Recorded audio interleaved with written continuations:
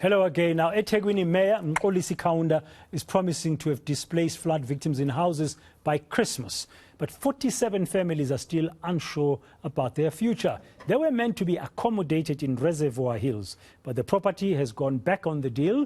That's the property owner, rather, going back on the deal. Families now being moved to a hotel in the city. But it's unclear how long they'll be there before being moved again.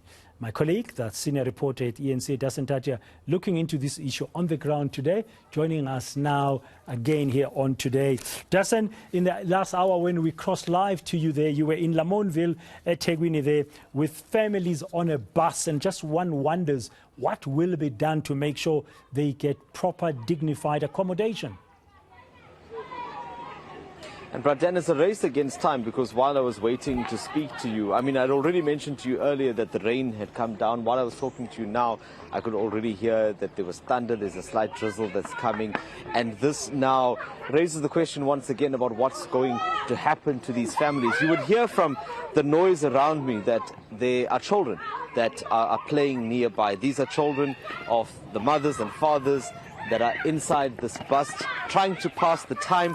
There is literally nothing else for them to do here. There's no food that's been provided. There are no toilets.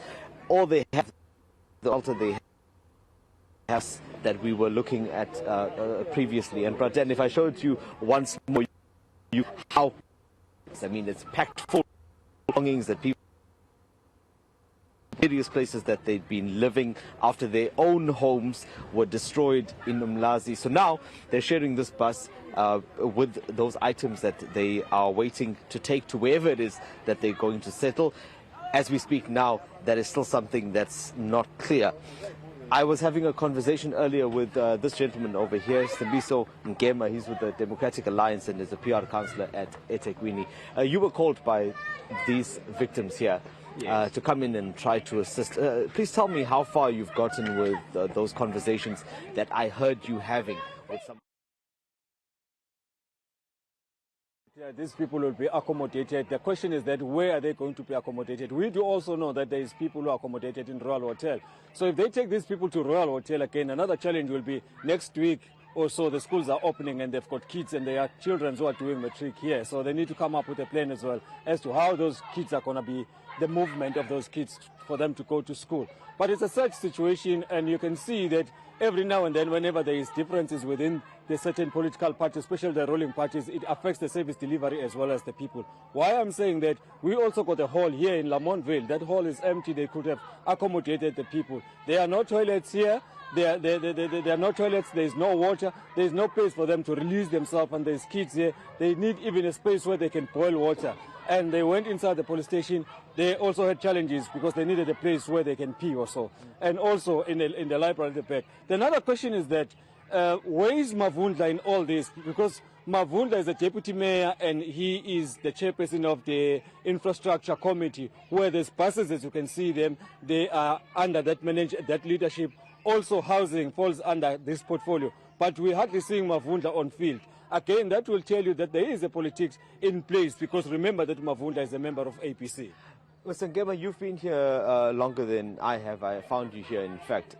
Did you see any officials from disaster management? I know personally I've tried to contact the municipality as well. I'm still waiting for a response. But have you seen anyone come out here to try and assist the situation? Indeed, it is an unfortunate situation, because these people here, there's nobody who's giving them direction, because even the officials, they keep on pointing each other, but there's no one who's here giving them the direction. I'm the only person who's here with them, mourning with them, phoning the officials. Sometimes they don't answer the calls. Sometimes they answer the call and they tell you that somebody is going to phone you. Even that person that is phoning you is not giving you any positive result as to when, because we want one thing here. It is raining, it is thundering. What we want to know is that, when are you taking these people and accommodate them? Where are you going to accommodate them? How long it will take you to accommodate them in that temporal space? How long it will take you? After that, what's going to happen with them? They need to know. They need houses. There is money. Spend the money, build houses, and make sure that you accommodate the people. That's what we want to know. Thank you so much for your time, Mr. Nkema. Well, Brother, and I think it's quite clear there that answers need to be provided, because it is completely inhumane for anyone to be living in a bus, let alone the number of people that are here. I did also have an opportunity to engage with some of the young mothers, for example, that were here, some of the elderly as well that are on this bus. And if time allows, we could possibly listen to one of those interviews. Otherwise, we could bring it to our viewers a bit later. Okay, I think we'll bring it a little bit later. Thank you very much, Dasen Thathiah, for that latest update there from the Lamontville area of eThekwini. It's not a very good situation at all, no matter from which angle you look at it. Hopefully, those poor families on that bus will find dignified and safe accommodation tonight.